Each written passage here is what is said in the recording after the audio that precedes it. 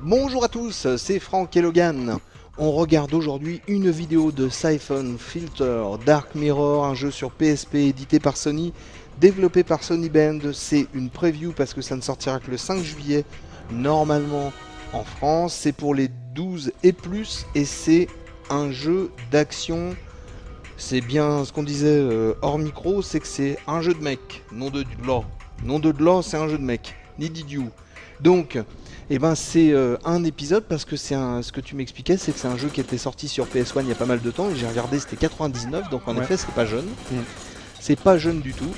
Et ben c'est de l'action, c'est pas...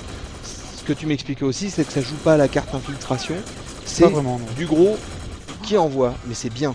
Et c'est sur PSP et ça c'est très étonnant parce que le rendu est vraiment super classe. Ils ont réalisé un bon boulot, ça renvoie beaucoup plus en termes de design aux 3 premiers épisodes qu'à l'épisode PS2 Omega Strain qui n'était pas vraiment un excellent épisode, loin de là. Oui, ben tu me disais que c'était même loupé. C'était même loupé effectivement.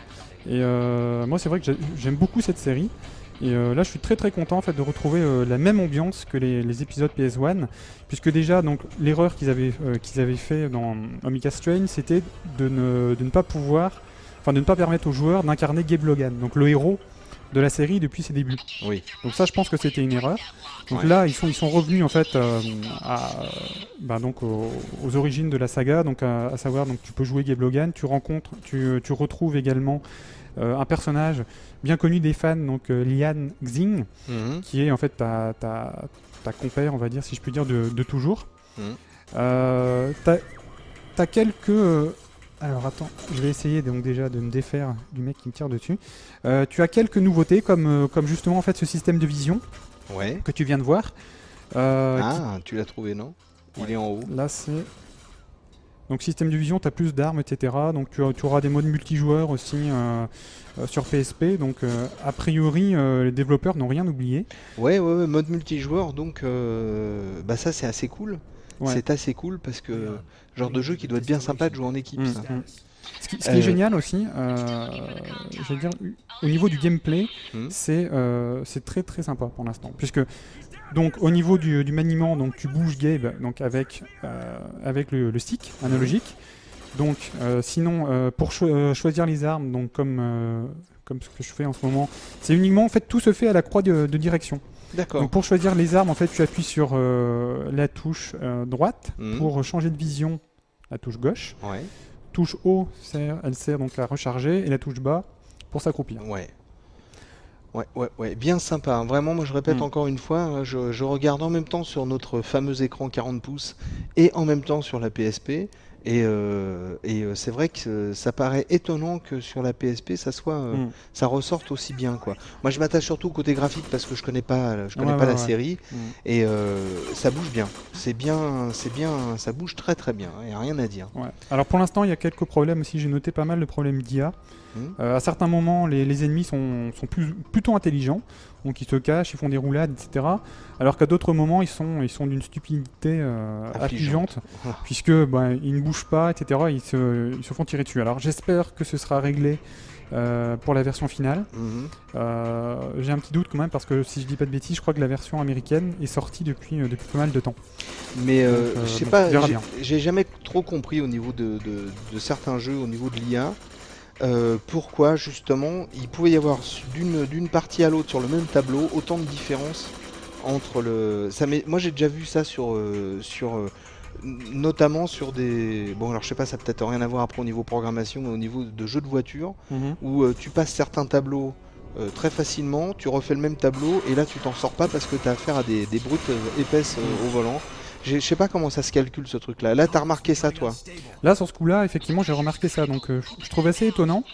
Mais encore une fois je saurais pas te dire d'où ça vient, donc on verra bien s'il sera réglé en fait dans la version européenne. Ça serait sympa. Ouais, ce serait pas mal. Ceci dit, si c'est pas réglé, C'est dommage, mais ça n'empêche pas que ça reste un jeu très sympa à utiliser. Oui, parce que là, de toute façon, même avec ce petit souci, c'est vrai que moi je me suis bien amusé. A priori, la durée de vie devrait être assez conséquente. Ouais. J'ai peur de dire une bêtise, je me rappelle plus du nombre de chapitres qu'il y a exactement. Mais apparemment, chaque chapitre est divisé en plusieurs niveaux. Je crois que tu as 5 ou 6 chapitres, quelque chose comme ça. Donc 35 niveaux en tout. Dans ces eaux-là, mais bon, 30 et 40 niveaux quoi. Ouais, encore une fois, j'ai peur de dire une bêtise. J'en parle dans mon test, hein, donc je vous renvoie à mon test pour en savoir, enfin à ma preview plutôt pour en savoir un peu plus. Et là, tu vois, par exemple, on voit une autre phase où tu as Lian Xing qui est là-bas.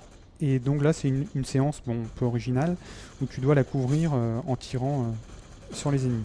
Mais bon, ça apporte un petit peu de variété au gameplay. C'est bien l'entraide.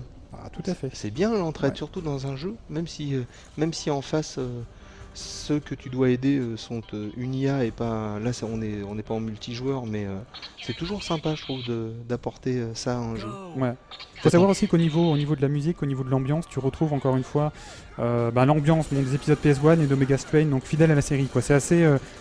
C'est assez dynamique, ça passe très bien, et j'espère également que le scénario sera plutôt pas mal, puisque ça, ce point-là a toujours été assez développé dans les Siphon Filter, puisque généralement, en fait, entre chaque épisode, tu avais une trame principale. Ouais. Donc pour bien comprendre tout ce qui s'est passé, il faut avoir fait les autres Siphon Filter, même si c'est pas obligatoire, bien évidemment, pour faire le jeu. Bon, ben vraiment, on voit que tu connais le truc sur le bout des doigts, toi. Hein. T'as bien aimé, ça se voit. J'aime beaucoup, j'aime beaucoup le personnage, j'aime beaucoup. C'est pas une énorme série, mais bon, je trouve que c'est vraiment une très bonne surprise de retrouver un épisode de cette qualité sur PSP. Parfait. On a dit plein de choses intéressantes. On voit que ça te plaît, on voit que tu es heureux, et ça fait chaud au cœur. Hein. Ça fait très chaud au cœur. Donc on vous a présenté une vidéo de Siphon Filter Dark Mirror, un jeu édité par Sony sur PSP, développé par Sony Band. C'est de l'action, ça sort le 5 juillet normalement, c'est pour les 12 et plus, et c'est bien sympathique. Rien à dire sur un PSP, c'est vraiment incroyable. En attendant, on vous dit merci beaucoup et à bientôt. Ciao, salut à tous. Salut.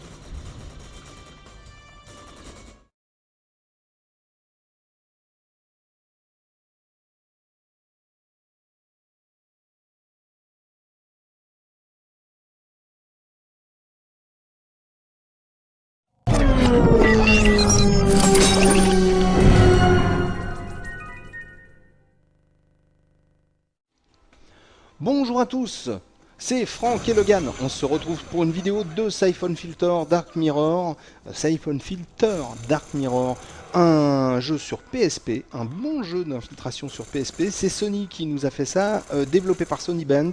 C'est de l'infiltration, ça sort le 30 août 2006 et c'est pour les 12 et plus. Donc bonne surprise, parce que c'est un bon jeu d'infiltration sur PSP. Il n'y en a pas beaucoup déjà, donc déjà il tire son épingle du jeu, mais il n'y en a pas beaucoup. On a eu le droit à un Splinter Cell qui n'était pas forcément excellent, je crois. C'était pas terrible, non. Et puis c'est à peu près tout, il me semble, j'en oublie je crois. J'avais fait un truc avec Dino, je me souviens plus. Ah là là. Je peux pas te dire là comme ça, mais je crois qu'il n'y en a pas eu énormément. Hein. Bon, il n'y en a pas eu énormément. Même s'il il faut avouer d'emblée que Siphon Filter est beaucoup plus axé action qu'infiltration. Et c'est pas plus mal, puisque depuis le début de la série, ça a toujours été ça. Et là, c'est vrai qu'ils sont pas tombés dans le piège du on vous donne de l'infiltration parce que c'est ça qui marche en ce moment. Et voilà, donc là, ils sont revenus aux bases de la série, et ça fait rudement plaisir, parce qu'il faut avouer que c'est une grosse surprise. C'est une grosse surprise dans le sens où il est joli graphiquement, il est jouable. A priori, je dirais que la durée de vie est assez bonne, d'autant qu'il y a un mode multijoueur. Et c'est encore une fois, c'est une très très bonne surprise. Mode multijoueur, le jeu est agréable, tu viens de le dire. La bande son est super sympa. La bande son, les musiques sont très très bonnes. Le doublage français, bon, on n'apprécie pas. Il faut savoir tout de même que c'est le doubleur officiel de Gabe Logan depuis le premier épisode PS1. Voilà. Qui reprend du service. Donc on aime, on n'aime pas. Moi j'avoue que c'est un petit côté nostalgique, puisque c'est vrai que j'aime beaucoup la série. Donc le fait de le retrouver, c'est vrai que ça me plaît bien, quoi. Ça me rappelle des bons souvenirs. Bah tu m'étonnes. En plus au niveau graphique c'est pas mal. Tu me disais que ça avait changé par rapport à la version PS1. Tout du moins là je te parlais des cinématiques, c'est vrai qu'ils sont quand même plus jolis ici. Mais, techniquement on va dire ça se situe entre... c'est quand même plus proche la version PS2 que la version PS1 à l'époque, qui était quand même assez moche, on va dire, même pour l'époque. Et là, c'est vrai que c'est très joli graphiquement, quoi. Bah écoute, hein, oui, mais la PS1, hein, comme je te le disais tout à l'heure, hein, il y avait quand même des jeux comme Fantavision, ce qui est une merveille en soi. Alors, c'est vrai qu'à l'époque, c'était surprenant. Mais enfin, revenons-en à Siphon Filter. Donc, bon graphisme, bonne musique, bon jeu, bonne jouabilité. Qu'est-ce qu'on peut dire d'autre? Je sais plus si je l'ai dit, je vais peut-être me répéter, mais c'est vrai que la jouabilité, moi encore une fois, je la trouve excellente parce qu'elle est vraiment optimisée pour la PSP. Et honnêtement, pour ce style de jeu, je m'attendais à quelque chose, tu vois, en fait, tout simplement, en fait, pour tirer, par exemple, je trouve que comment dire, c'est précis. Et c'est assez souple, et moi, de ce point de vue-là, c'est vrai que j'ai été très très surpris par la maniabilité, quoi. Je pensais pas qu'elle aurait été aussi bonne. Et puis c'est vrai que le scénario, encore une fois, il est dans la veine des précédents Siphon Filter. Il est beaucoup d'ambition, ça mêle intrigue politique avec tout ce que ça implique en fait de traîtrise, etc. etc. Et ça passe remarquablement bien, quoi. Moi, ouais, vraiment, depuis tout à l'heure, on le dit, mais c'est vrai que moi, je suis bien surpris parce que c'est vrai que c'est déjà agréable à regarder. Là, j'y joue pas, mais au moins, à regarder, c'est déjà agréable. Voilà. Ouais. Pardon. Non, j'allais dire, en plus, ça te fait l'aventure principale te fait voyager partout dans le monde. Donc, tu as des environnements qui sont très très éclectiques. Là, tu vois, en fait, je crois que je suis au Pérou. Donc c'est un environnement qui a des couleurs très chaudes. Et juste avant, en fait, je sais plus si je crois que c'était en Sibérie. Donc ça change radicalement. Donc il y a quand même pas mal de missions. Elles sont plus ou moins longues. T'en as certaines qui sont quand même assez qui se terminent rapidement, mais la plupart du temps c'est convenable. C'est très convenable. Eh ben, c'est un bon plan ce jeu. C'est un très très bon plan. Pour l'instant, on n'a pas encore vraiment de prix d'annoncer, mais je crois que ça doit tourner autour des 50 €. C'est pas rien, mais bon, je pense que c'est un bon investissement. Non, c'est un très bon investissement. Pour une PSP, je pense que ça peut être super sympa d'obtenir ce Siphon Filter. Écoute, je pense qu'entre la première vidéo et celle-là, on a dit pas mal de choses, on a vu pas mal de choses. Est-ce que tu veux rajouter quelque chose, justement ? Bon, on aura peut-être le temps de refaire une autre vidéo si on pense que c'est nécessaire ou si on nous le demande. Mais là, c'est vrai que je pense avoir fait un petit tour du jeu. Donc, bah écoute, hein, ça me va. Ça te va, tant mieux. Je suis super content. Je suis super content que ça te va. Voilà. Donc je profite aussi de ce petit moment pour saluer nos amis Sphéniciphiles, donc qui sont des collectionneurs de manchots. Ils sont assez peu pour qu'on le signale. Donc, amis sphéniciphiles, vous avez un nom difficile à prononcer et en plus une collection très très difficile à mettre en place. Voilà, c'était Franck et Logan. On s'est retrouvé pour une vidéo de Siphon Filter Dark Mirror sur PSP, un jeu Sony Band. Ça sort le 30 août, c'est pour les 12 et plus. On espère que ça vous plaira autant que ça nous a plu. En attendant, on vous dit ciao, salut à tous, merci beaucoup et bon courage. Salut. T'es un fou, toi, tu tiens dans tous les sens. Une machine à tuer, une bête de guerre, un warrior, un marines. Un guerrier. Un guerrier.